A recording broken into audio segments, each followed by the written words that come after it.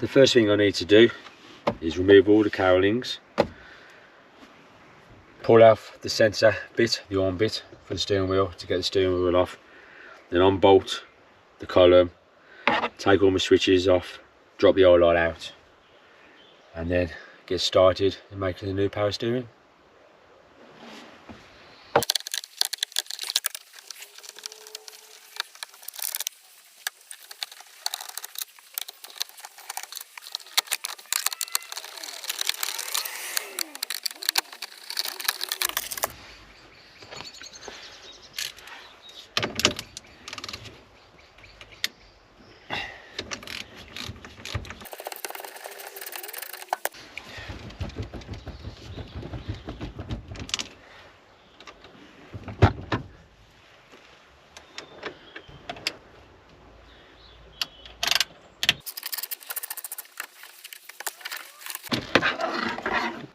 Once you take the screws out of the plate and pull the rubber boot off, you've got a bolt there for your bottom of your UJ.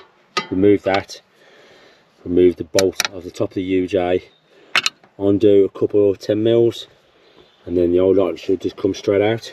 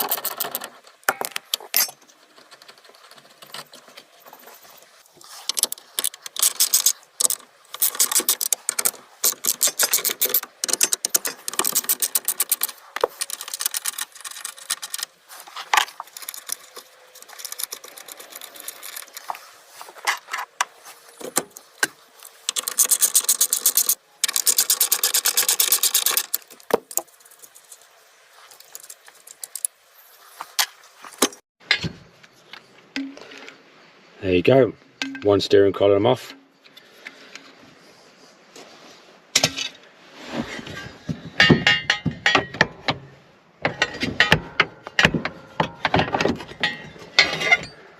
And one UJ.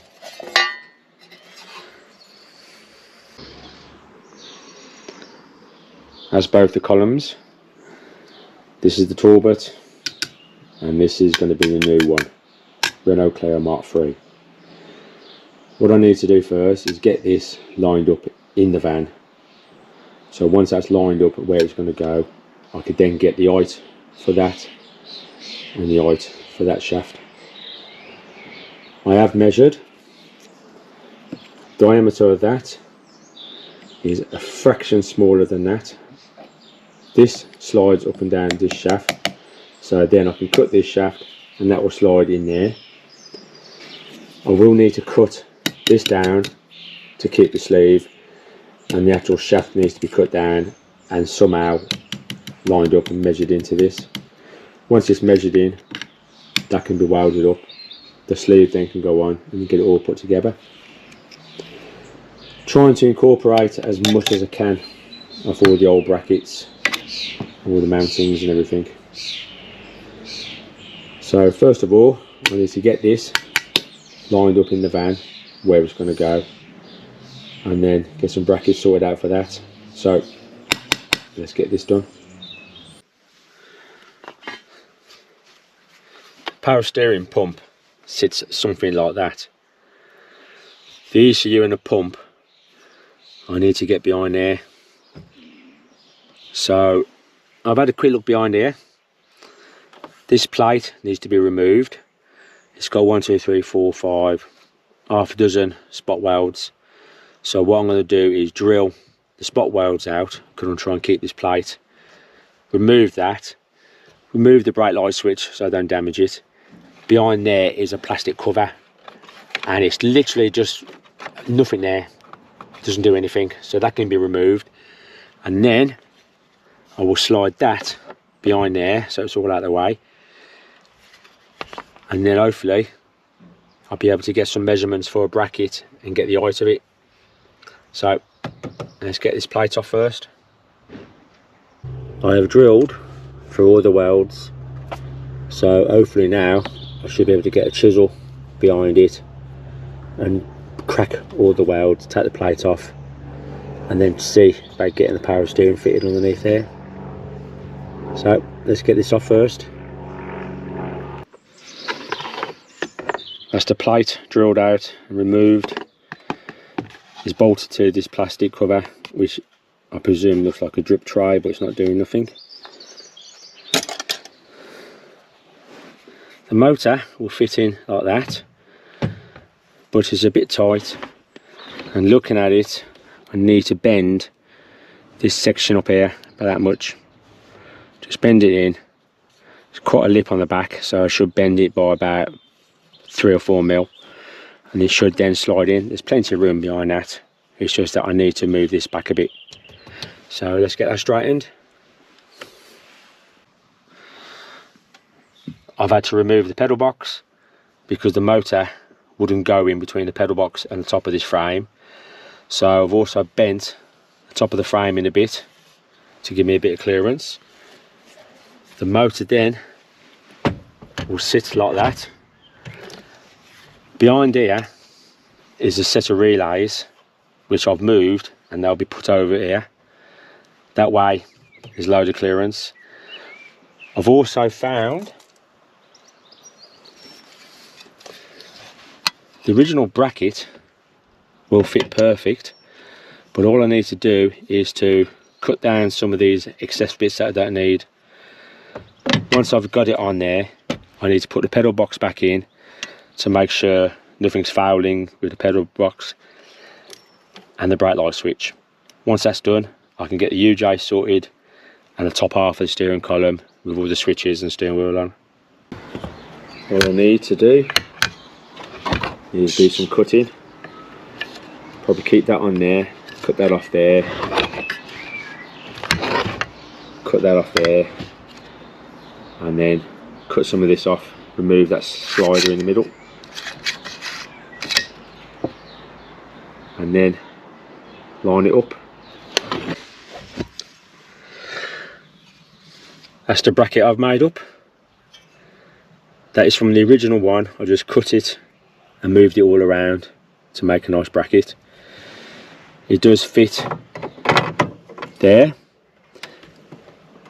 goes through where the 2 original bolts are. I will put an extra bolt underneath to reinforce it. What I've got to do now is put the motor back in and then start putting the shaft on. This has only been spot welded, so I can actually move and bend a little bit to get the right fitment. And then when I'm happy, fully weld it. So let's get the motor in.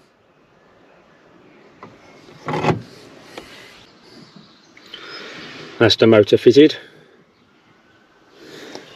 Very, very strong. It's a bit close to the brake pedal switch, so I need to modify that. And I managed to get it clear because it was fouling with the clutch pedal, which is clear now. So I just need to do the brake pedal switch, which shouldn't be a problem. Now I can start doing the UJ at the bottom and then the top bit. What I need to do now is get the ignition lock off the column, pull the shaft out. You've got shear bolts on the ignition lock. The easiest way of getting these out is to get a nail or a centre punch on the corner, or even a flat screwdriver, and then just slowly tap it anti-clockwise, and they should come out. So let's get that done, and then we can get the shaft out.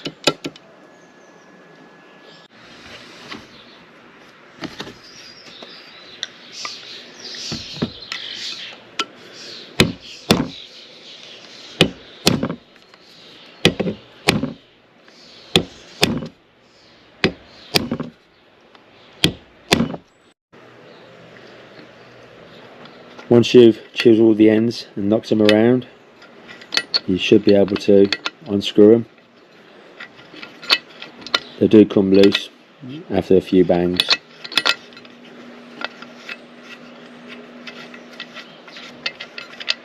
These are just standard shear bolts. Should be able to pick them up quite easily. They're not expensive either.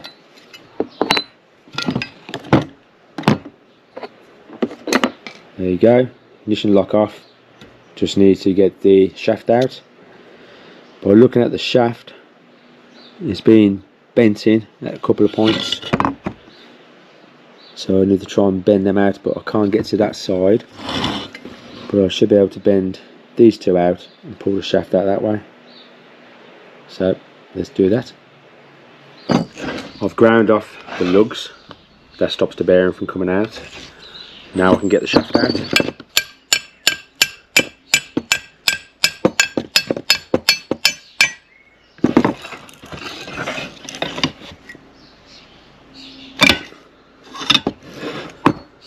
There you go, that's the bearing. That can be removed. That's for the steering lock. So what I need to do is, this is the Clio one. It's going to have to be cut somewhere around there, but I need to measure it all up afterwards. But that slides onto the power steering, so if I cut it about there, that will slide onto there, and then I can weld it up, and then that'll be one whole piece. Then that can go back onto the Clio. This needs to be then cut down and measured to size, which I will do afterwards. So let's get the other bit done. The way the Clio shaft fits, this is splined onto there, so it's adjustable. You can go all the way up and down, which is really, really good. So what I need to do is cut this one probably about here, cut that one about there, put that one inside there, weld it all up there, and then that will be able to adjust up and down on that.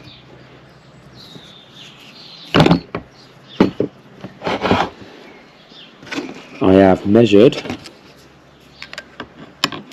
this,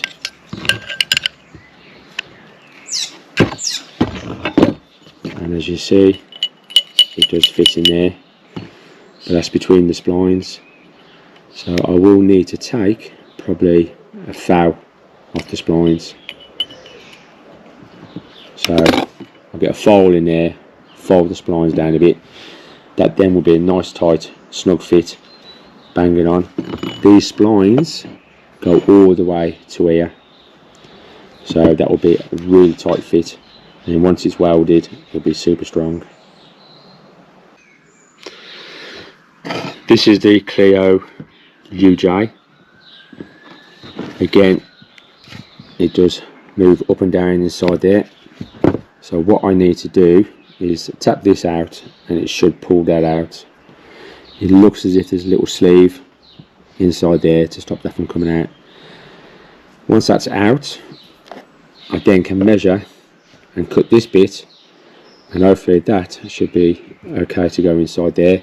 So first thing I need to do is smash this out. So lump hammer onto that, give it a good smack, and it should pop out. That's been knocked out. I have measured the shaft of the Talbot. It is slightly smaller than the outer diameter of that, so the chances of that going in there and sleeving with this bush is going to be 0, unless I make a spacer that will fit over that. What I need to do now is sort out the sleeve. The sleeve is for the ignition switch and the wipers and the light switches. I have measured it and cut off the excess and removed all the brackets which I don't need. That will sit something like that. But first of all, I need to sort out the shaft. It's going to need cutting probably about there, and then welded onto the other shaft of the power steering, the electric power steering, and then fit it all in, and then I can get this properly measured up with all the switches, steer wheel, everything on, and then finish the top end. This is the steering column part all done. Steering wheel goes underneath there, switch pack that sits down onto the power steering. This is the Renault bit and it actually slides onto the shaft and goes up and down, so I've got about a ½ inch give either way. I've cut that much off the Renault shaft bit, and then I took 3 times, big piece first of the Talbot shaft, tried it, not enough, bit more, tried it, not enough, and then just took a little bit off, tried it, perfect. Ground the edge of this down, because this then sits flush into there, give it a good hammer down so it's in tight, and now I will weld all that around, seam weld that, and that is ready. And then I've got this one to do, the UJ bit. So weld that, start that. I've got the UJ on the electric rack, and this is the old UJ. They've roughly got to line up something like that. So the first thing I need to do is, if I cut this one down back there, and then I can sleeve it in and check for adjustments. So let's cut this there first. That's the UJ done. All I've got to do now is I need to put a sleeve inside there to space out this bit because it's a bit thinner. That goes all the way up to the top, so I'll get it sleeved up and then I'll weld all that up. Then that's done. Everything is now finished. These are the column shafts. That's the top, that's the bottom bit. It's all measured up, welded up, ready to go. This is the column where the steer wheel goes onto. The switch is the ignition switch. This bolts on to the power steering pump. And as you can see, I've made up a really nice frame for it, all using the original parts. All I'm going to do now is put it all back together. So I'll do that, then I'll show you when it's done.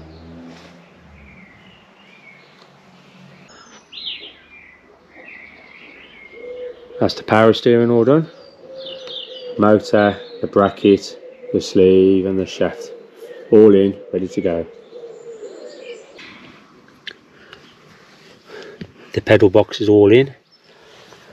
I've had to cut the corner off there because it was failing with the bottom of the motor, and cut down the switch a bit so it sits lower than what it does. And that's what I've got to fit. The motor is all built up, ready to go. The switch pack, steering wheel on. So let's get that done first. That's the steering column all back together. Before I can put the steering wheel on and connect all the connectors, I need to wire this up. This is the controller for the power steering to make it work. Got it off eBay. Leave a link in the bottom for you in case anybody wants one. Pretty hard to find unless you know what you're looking for. So let's get this done now. All the wiring is done and it's connected to a 50 amp fuse. Power steering is now finished. All the wiring is done. That there is your switch for sensitivity. You can turn it down and you can turn it up. At the moment now, steering is heavy. These are ridiculous. If you drive one without power steering, trust me, think about getting power steering. It works when the engine's running. Once it's running, you got power to the power steering. You can adjust the sensitivity over here, and then, oh look, one finger turning. Turn sensitivity down to minimal. Still feels really nice, but you got a bit of feel in it. And then if you want to park it, you go max, and it's just like a feather. Absolutely lovely. So there you go. That's probably cost me less than £100. That's the electric power steering conversion all finished. Looking at it, you would never know. All you can see is your switch there, and if you look down the bottom closer up, you'll see your electric motor.